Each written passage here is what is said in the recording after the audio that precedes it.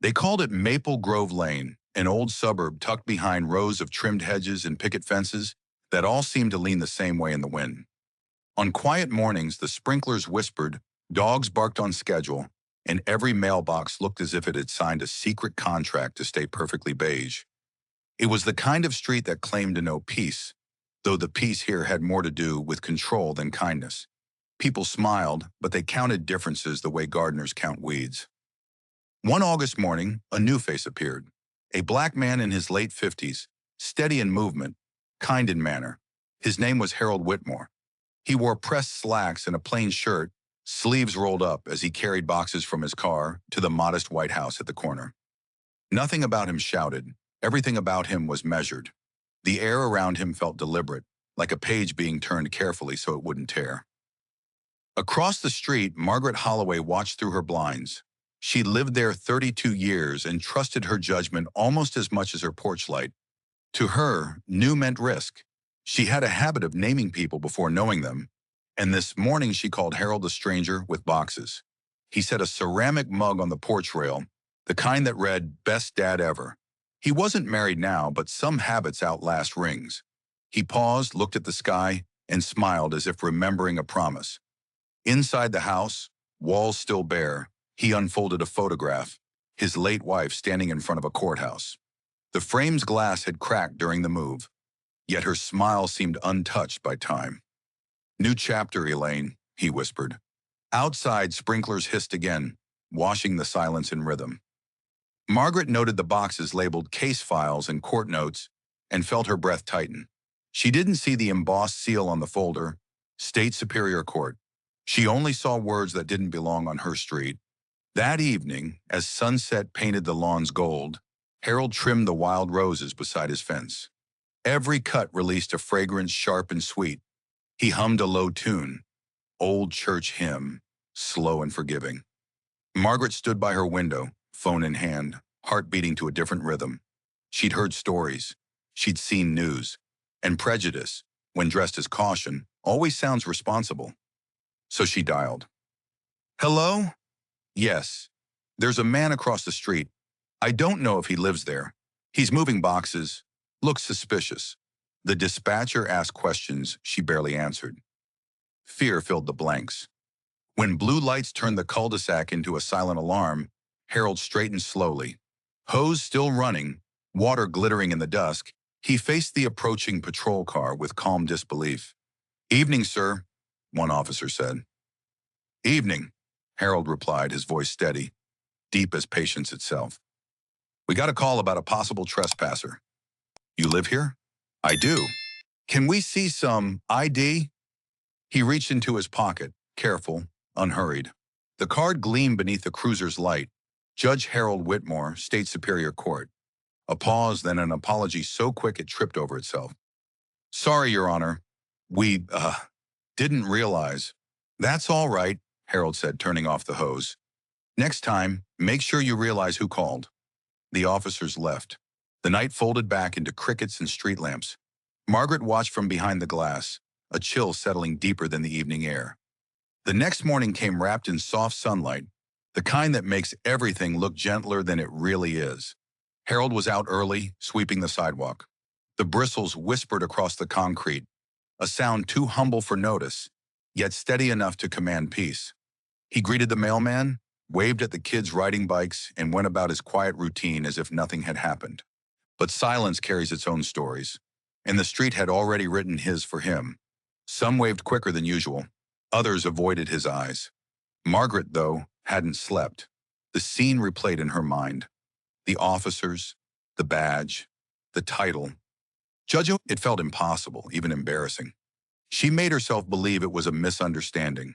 She rehearsed what she might say if she saw him, a polite apology, maybe even a welcome. But pride is a stubborn keeper of the mouth, so instead she printed a letter, a complaint to the Homeowners Association, a tidy little note about how his fence color didn't conform to neighborhood standards. That evening, Harold found the envelope tucked neatly in his mailbox. He read it twice, then folded it once and set it aside. He didn't curse, didn't call anyone, didn't even sigh. He just smiled, that tired, knowing smile of a man who's seen the same lesson, taught in different disguises. Days passed. Harold kept tending his garden. The roses bloomed brighter, their petals catching every bit of morning light, and every petal seemed to whisper the same thing. Grow anyway. He started to draw quiet attention, neighbors slowing their walks, noticing the way he spoke to everyone with the same calm respect. He became the street's small mystery. Until one Thursday afternoon, Margaret's world came knocking. She was standing by her porch when a code enforcement truck pulled up. An officer stepped out, clipboard in hand. "Ma'am, we received a formal complaint about unapproved landscaping and fence height variances." Her jaw fell open. "What? That can't be right." "It's from your neighbor across the street," the officer said. "Judge Whitmore." Her face drained. "Judge?" He nodded, marking his notes. "He's on the zoning board, ma'am." His signature's right here. She wanted to argue, wanted to call it revenge. But when she glanced across the road, she saw Harold kneeling in his yard, pruning a dying rose. He didn't look her way. He didn't smirk. He simply worked. Patient, measured, dignified. The irony burned hotter than any anger. Because deep down, Margaret knew she wasn't being punished. She was being taught. That weekend, a neighborhood meeting was called to discuss community relations. People gathered in the cul-de-sac, folding chairs, iced tea, forced smiles. Harold stood quietly near the back, hands in his pockets, listening as others spoke. Then someone asked for his opinion, and when he spoke, the crowd leaned in, because his voice carried weight. Calm, balanced, like justice itself. "I moved here because I wanted peace," he said. "The kind that isn't just quiet, the kind that's fair." He paused, eyes soft but steady. "We live beside each other every day, but still, we build fences taller than our trust." The words hung heavy in the air. No anger, no accusation. Just truth, simple and undeniable. Margaret lowered her head. For the first time in years, she had nothing to say. That night rain fell. Gentle but insistent, it washed over the fences, over the lawns, over the silent guilt that clung to hearts like dust. Harold stood by his window, watching droplets race down the glass, blending into one another until they were indistinguishable. Maybe that was what peace really looked like. Separate lives finally learning how to meet. Weeks rolled into months. The seasons changed, and with them, so did the neighborhood. The summer heat mellowed into fall's gentler breath. Maple leaves began to curl, their amber edges drifting across the sidewalks like faded pages of an old story. Harold's roses still bloomed, even in the chill, defying weather, whispers, and the silent weights of prejudice. Every morning he trimmed them carefully, humming a tune too low to name. And every evening Margaret watched from her porch, her tea going cold, her heart warmer than she'd ever admit. Something had shifted. The shame she carried wasn't loud, but it stayed, sitting somewhere between regret and revelation. She wanted to say sorry, but apologies, she learned, aren't as simple as words. They need courage and humility. So she started small. One morning she crossed the street with a basket of muffins. The air was cold enough to make her breath visible, like little clouds of truth escaping her. Harold looked up from his garden. "Morning." His voice, as always, was steady. She hesitated. "Morning, Judge." He smiled faintly. "Just Harold here." She extended the basket. "I baked too much." It wasn't much, but it was enough. Harold wiped his hands on his towel, then took the basket. "Thank you, Ms. Green." Their eyes met, not as neighbors, not as titles, but as people. And for the first time, silence between them wasn't heavy. It was healing. A few days later, a new chapter of irony unfolded. Margaret received a letter, a court summons for a zoning violation appeal she had filed months earlier. The address? The county courthouse. The presiding official? Judge Harold Whitmore. When she arrived, she tried not to look nervous. The courtroom buzzed with low murmurs, echoing the same tone as her street that night the police came. Harold entered in his robe, the symbol of quiet authority now made visible. He didn't look at her like a neighbor. He looked at her like a man trained to see truth. The case proceeded formally, paperwork, questions. procedure, no bias, no hint of personal history, just fairness. When it was over, he granted her leniency, citing good faith and corrective action. Then he added, "Justice isn't just punishment, it's also understanding."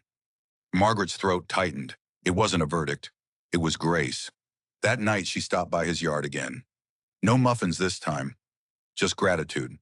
"Judge Whitmore," she said softly, "I never should have called the police that night. You were just living."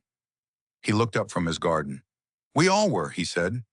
She nodded, tears tracing her cheeks. "You could have ruined me in that courtroom." He shook his head.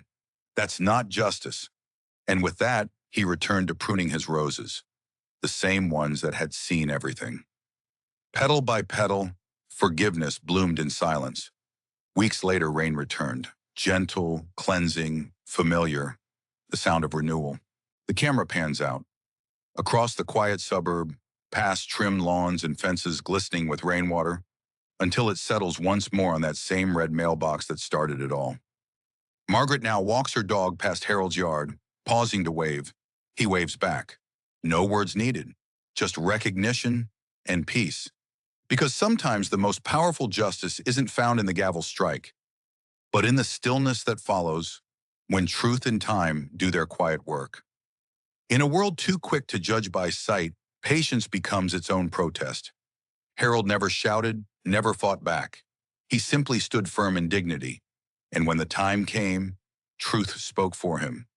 Some fences are built from fear, but the strongest ones, the ones worth keeping, are built from respect. So the next time you're tempted to judge who someone is by what you see, remember, even the man across the street might just be the judge you'll one day stand before. Every story we tell is more than a moment. It's a mirror. A reminder that truth still matters, that dignity still survives, and that no struggle goes unseen. If this story moved you, don't let it be the last one you hear. Subscribe to this channel, hit that like button, and turn on notifications so you never miss a voice that deserves to be heard. Because behind every shadow, there's a story worth remembering.